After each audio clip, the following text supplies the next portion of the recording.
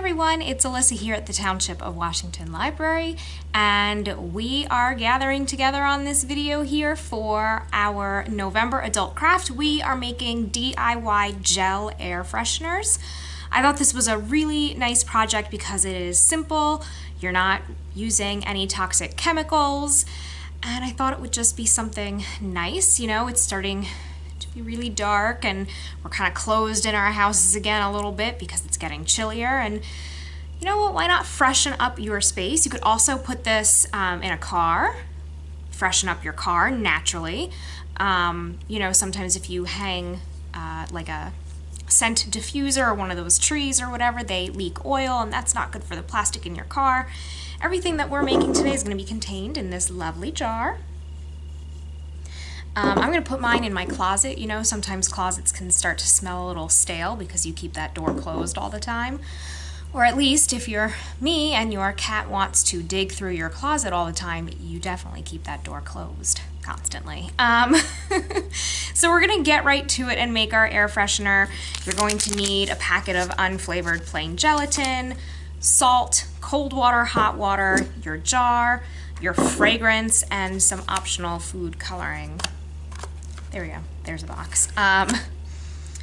So we're gonna get right to it. I'll show you how it's made, and it's really simple. So let's get to it.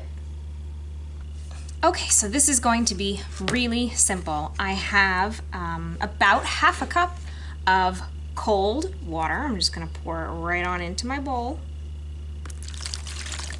Easy peasy, okay. And then I have my unflavored gelatin. You can get this at the grocery store, really easy to find.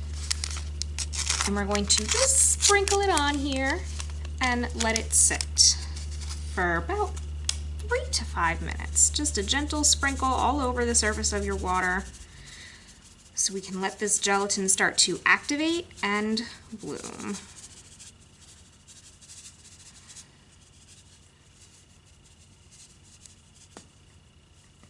I don't know, do you need to do it perfectly evenly? I don't know. But it's going to start to bloom. You're going to see it, you know, kind of moving and expanding and turning into gelatin. Okay, so again, this is what the box looks like. You can find this in the baking aisle of your grocery store. Very easy to get. We are then going to add about the same half a cup of hot water, which I have just right off camera in a kettle. So I did it from boiling and it's cooled down a little bit, but it is still hot. It does not need to be exactly boiling. And as you can see, we have some salt here. So the salt is to prevent bacteria and mold growth. Don't be grossed out that we're putting salt in gelatin. We're not eating it. Salt is just going to act as a very nice natural preservative here. So hopefully you are not going to grow any mold or any gross things. I don't know if you can see, but this is doing things. Our gelatin is blooming, the particles are growing and taking on moisture. So the hope is that you're not going to get any mold or bacteria, disgusting growth in here because of the salt. And so you'll know that it's time to throw this out, not because you see it getting yucky, but because it's actually dried out. There is a lid, so you can close it to try to preserve it for a little bit longer. But the nice thing is that this is really easy to remake, and the supplies are super cheap, so you can just keep reusing this jar and remaking your air freshener over and over again. Alright, so I'm going to let this bloom a little bit more. I'll come back in about 2 minutes and we'll finish. This is really easy. Okay, so you can see I've got a lot of solid gelatin starting to form and happen here, and this is really cool. So what we're going to do now is add in the hot water. Again, this is about half a cup, and it's going to help all of this solid stuff melt and then distribute evenly, so our whole air freshener becomes solid. We usually do candles. I did doing something a little different this time. Okay, so now I'm also going to add in my teaspoon of salt.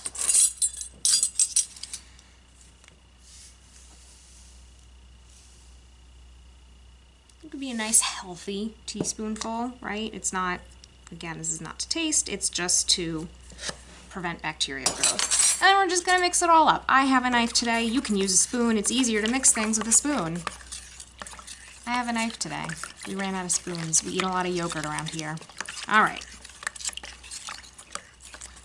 So you're just gonna stir this all up until those gelatin solids are gone, which is what's happened. But you will feel this is like a thicker liquid than just water. It's still in there, it's just more evenly distributed now.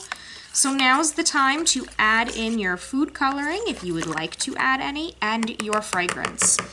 The fragrance that I have given you is a combination of peppermint, spearmint, yes, they do smell different, and lavender. I just love this scent. It is both fresh and calming, and I just love it. Really, I do. Okay, so I'm gonna grab some drops here of each.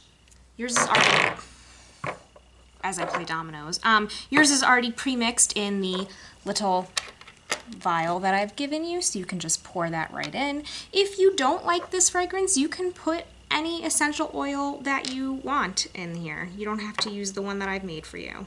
I'm not going to be insulted. Alright, so I'm just going to drop some lavender in there. You're going to go for about 15-20 drops. I'm going to do the spearmint. Just so nice and fresh. And the peppermint. Oh, so good. I just love this combination together. Okay. Yeah, that was kind of about like 5 to 10 each. So yeah, anywhere between 15 and 30, whatever floats your boat. And a little bit of food coloring.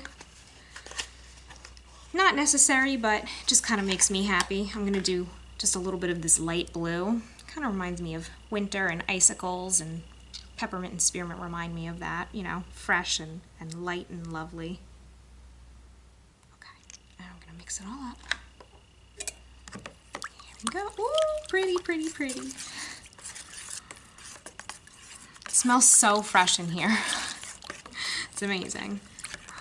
This room where we do all of our crafts always smells amazing. I package the spice of the month in here, and I also do these kinds of crafts. So up until just this moment, it smelled like mulling spices, our November spice of the month.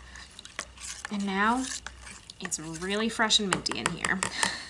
All right, put this to the side, and I have my jar. Make sure your jar is cleaned out. Give it a little rinse beforehand and let it air dry. Oh my goodness, it smells fresh in here. I actually feel like I'm inhaling the peppermint. Oh, it's great. All right, I'm just gonna carefully pour right on into your jar. Good luck to me. Here we go. Pour nice and slow. There we go.